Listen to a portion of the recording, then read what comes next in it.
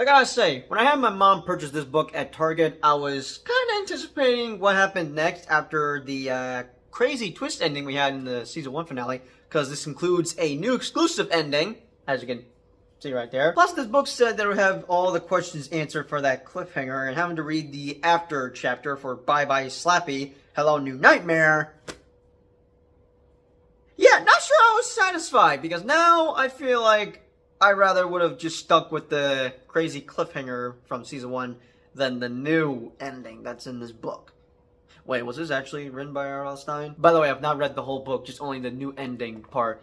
Anyways, with that out of the way, hello everyone, welcome back to another review on the channel. So, yeah, I would say this be a season 1 and season 2 review, but the reason I say it's a series review is because, you know what, it's probably best if I just save it till I get to my thoughts on season 2. But yeah, welcome back to another series review on the channel. I still have yet to cover a review on the Summer I Turned Pretty series, since that did conclude about a month ago. Yes, I've seen the show, and I would like to discuss my thoughts on it. Whenever I have time, of course, since I was supposed to make that video back in September. But anyways, the last time I covered a season or series review would be the thumbnails I'm showing you in this video. Anyway, so I've already done a review on the first 2 Goosebumps movies that we currently have right now. Would like to have another one, but don't know when we'll ever have a 3rd movie, whether it be a continuation or just another reboot. And since I filmed that early this morning, you'll probably will see this video either tonight or most likely tomorrow. But yeah, since I've talked about my thoughts on the movies, let's discuss my thoughts on the series, specifically the rebooted one. I have yet to do a review on the original series, which you'll probably see that next October, because I don't have the time to binge watch all of the episodes of the original TV show. Plus, Spooky Month is coming to an end, as we have 2 days left until Halloween is right around the corner. Now, I'm hoping to make a Halloween special. If not, then probably a Halloween vlog, which I might get. I don't know. We shall see. I'm trying to figure something out. Hopefully I'll have something out on Halloween. But anyways, with that out of the way, let's discuss my thoughts on season 1, shall we? Alright, to give you a background history, I remember hearing that we'd be getting a Goosebumps show on Disney Plus probably either 2021 or 2022, because we didn't get season 1 until Friday the 13th, which was around October 2023, about 2 years ago. And as I mentioned in my Don't Movie review for Goosebumps, I am somewhat of a fan of the books. Well, I'm mainly a fan because of the first movie. I've not read all the books, but I'm into Goosebumps, so what can I say? I was looking forward to this, and this time around, they'd be taking a different approach with the series, where they'd be making this slightly mature, but still watchable for kids. Well, this is mainly targeted towards older kids, where the show would have a mature tone, but I'll get to that in a sec. As the show dropped on Friday the 13th, I stayed up late because I was looking forward to this. I believe I didn't watch a trailer for it until later that day, or probably after I had watched the first 5 episodes, as I did cover a trailer reaction and a quick review on my thoughts with the show so far. I was staying up late because I was looking forward to watching it, but there were only 2 episodes streaming, which were episodes 3 and 4. That was an error on Disney Plus's part, but later that day they fixed that error where all 5 were streaming on there. And at first I was going to be pissed if it was going to be 5 or 6 episodes. Thankfully I looked up on Google that this was set to have 10 episodes. But anyways, let's discuss my thoughts on what I wrote down for Goosebumps on Letterboxd, which I'm surprised Letterboxd added Goosebumps and the Vanishing onto their platform, so thank you, Letterboxd. I remember watching the trailer for this series and found it funny they used Travis Scott's Goosebumps song because the show is called Goosebumps, but from what I saw in the trailer, say what you want with your criticisms, but they were taking a different approach with the series, specifically with the tone, where this would be a mature, almost adult, but still targeted towards kids type show, compared to the original TV series. That was straight up for kids with some scares to frighten them, but this show is for older kids. And I honestly like the tone we take with this show, where it's more of a serious tone, but more importantly, I like where they develop a main story for this season, where they're able to use different Goosebumps stories to fit into a bigger story. The main story is about this kid named Harold Biddle, who died in a fire at his house, and now his spirit is back 30 years later to haunt the main characters we follow into the show as payback for something their parents were involved with when they knew Biddle back in 1993. With the main story now set, each episode is based off of a Goosebumps story that each character have to face off against, like Say Cheese and Die, The Haunted Mask, The Cuckoo Clock of Doom, Go Eat Worms, and best of all, Night of the Living Dummy. What they do here with the Goosebumps stories and fitting it all into one main story is something new that I really liked seeing, especially with all the characters coming together to figure out the whole mystery on why Harold Biddle wants revenge on their parents. And I do like the cast for this series, but if I had to pick out any standouts, it probably has to go to Justin Long's character, who plays Nathan Brad, who's a teacher at this high school the kids go to, and Greg Heffley's mom, which, apologies that I cannot remember the actress name. That's who she's famously known for. That and playing the devil's therapist in Lucifer that's on Netflix. Now, if I had to pick a favorite episode, I would say Night of the Living Dummy, but honestly, I enjoyed almost all the episodes we had for season 1. But yeah, they dropped the first 5 episodes on Friday the 13th. As for the rest, it was just streaming weekly. And I'm kind of 50-50 on weekly episodes or just having the whole season dumped in one day.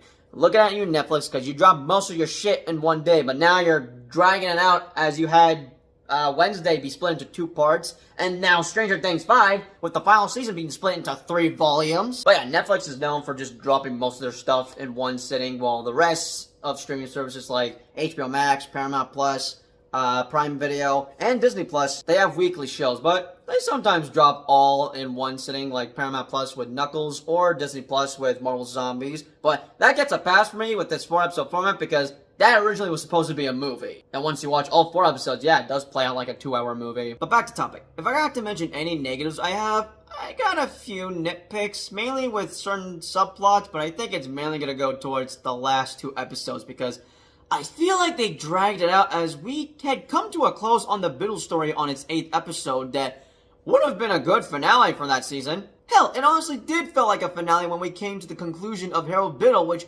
probably felt maybe anticlimactic, but I don't know if that's just me or for some other people. But to me, I feel like they dragged the last 2 episodes out involving another character that's from World War I or II that would end up becoming Slappy, who, speaking of which, I do like the design they have for Slappy, but we do get to know his origin story, mainly in 2 episodes, which would be episodes 6 and 9. Now, as much as I enjoyed Justin Long's character, I was very pissed off about him going back to bring back Slappy just so he could finish off a book, because his subplot in episode 9, he needs to come up with a twist ending as he makes up a story based off of what everyone went through in the last 8 episodes. Of course, he doesn't use their real names, but still uses real life story events for his book. But it's so stupid of him to do that, because nothing good ever comes out of that ventriloquist dummy. So yeah, I could say I was slightly disappointed with how this season ends, especially with its cliffhanger.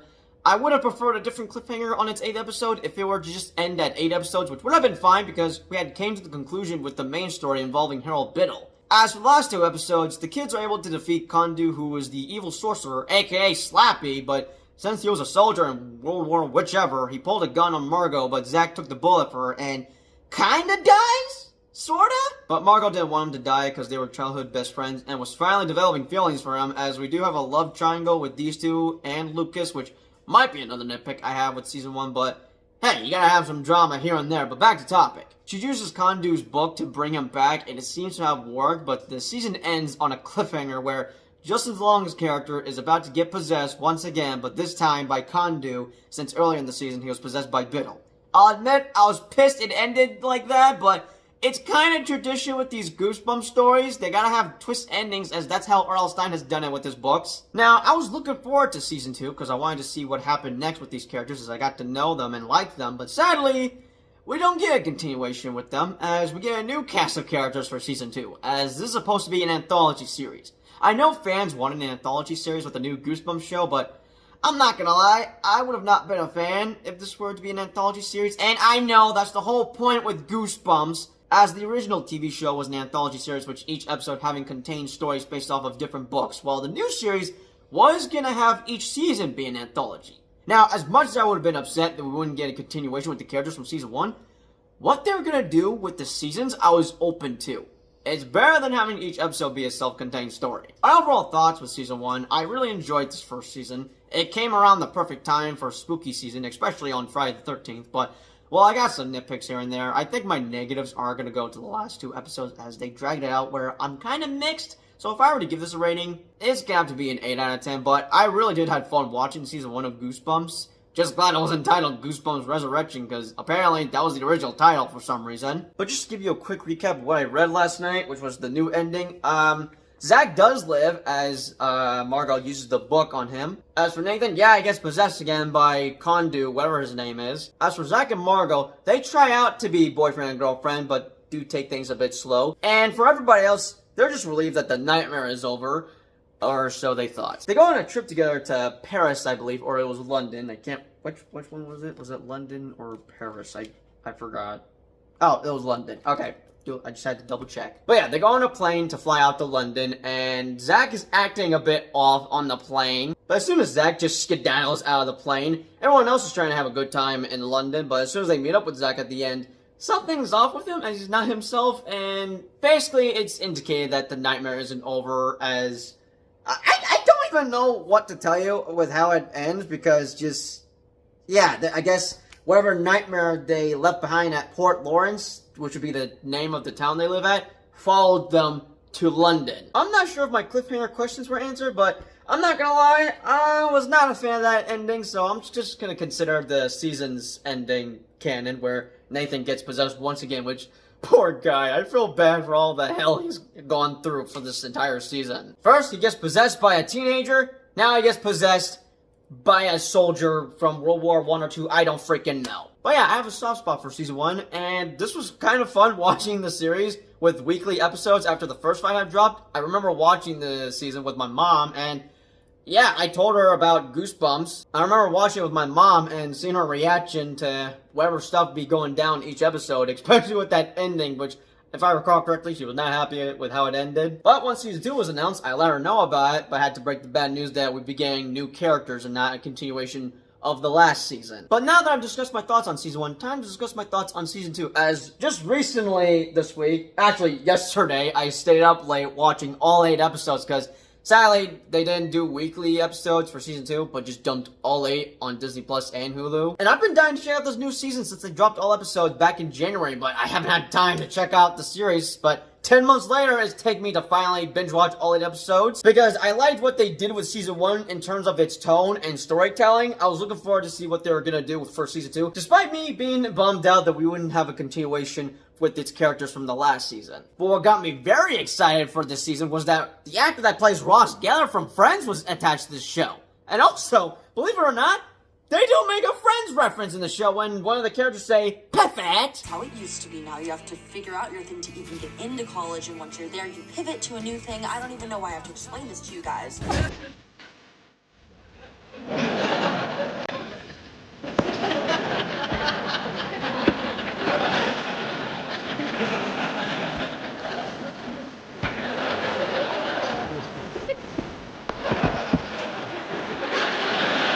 Also, I've now gone back to watching Friends, as I'm at season 7, episode 7. Anyways, back to topic. So yeah, that's one of my main reasons why I was super excited to check this out, was because one of the actors that played Ross Geller in Friends was attached to this show. And as I said just now, despite me being upset that we wouldn't have a continuation with last season's characters, I was open to a new story and new cast of characters in here. Where last season was supernatural ghost story, this season, oh, it's alien sci-fi story. And having to finally check out the show, as it's taking me 10 freaking months, because this came out back in January, but hey, I'm glad I watched this around October, because it's spooky month, but I'm definitely going to be rewatching both seasons every October. But anyways, now having to finally check out season 2, let's discuss my thoughts on Goosebumps The Vanishing, which I'm assuming it's titled The Vanishing because of the main story where we follow Anthony, played by the actor that plays Ross Geller in Friends, who's trying to figure out what happened to his older brother back in 1994. Anyways, all of my main thoughts with season 2, I would have watched this right away as soon as it dropped on Disney Plus 10 months ago, but I've just been busy this year. But I've been dying to check this new season out, as I really enjoyed the first season and what they're doing with this series, where they're going to have each season being an anthology instead of the episodes like the original TV show. Now, I was worried if I wouldn't enjoy this season for whatever reasons, and having to watch all 8 episodes of The Vanishing, yeah, I had a great time with season 2 of Goosebumps. Heck, this might even be better than season 1, but either way, I enjoyed both seasons equally. But let's discuss some pros and cons I got for Goosebumps Season 2, The Vanishing.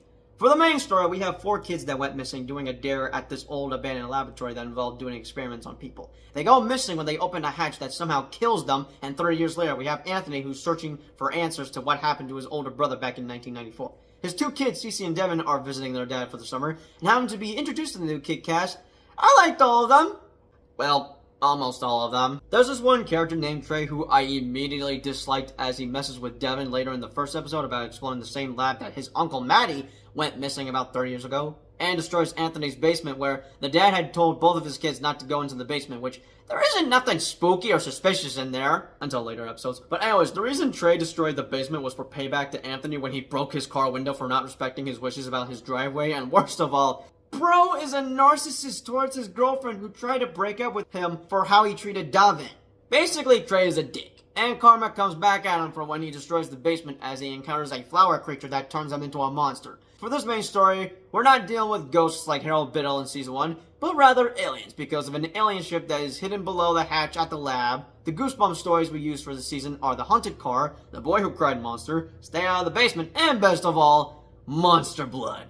Oh man, I enjoyed that Monster Blood episode. So of course a similar formula plays like the last season where a group of kids hang out, but once they encounter strange things happening around them, they come together to solve a big mystery involving some black goo that totally isn't an alien symbiote. Jokes aside though, except for the alien part. They're not dealing with Venom, but no, we are dealing with aliens instead of ghosts this time. Now, the dialogue may have some eye rolls, especially when we get a soundtrack full of popular songs like Fiend or Espresso, or mentions like TikTok. Kind of similar to what they did with last season, but I didn't mind any of that. In fact, I might like it, but I was really enjoying this main story we were taking this time around for the Vanishing. With Season 2 having 8 episodes instead of 10, which I did felt annoyed at first, but with how I was mixed with the 2 extra episodes for Season 1, yeah, 8 is good enough for me, and I do think they have a somewhat better finale compared to the last season's finale, but if I had to mention any negatives for Season 2, we sort of have another love triangle with Davin, Frankie, and Trey, but honestly, that's about it. I can't really think of any other negatives I have, as I stayed up late watching all of this on my phone.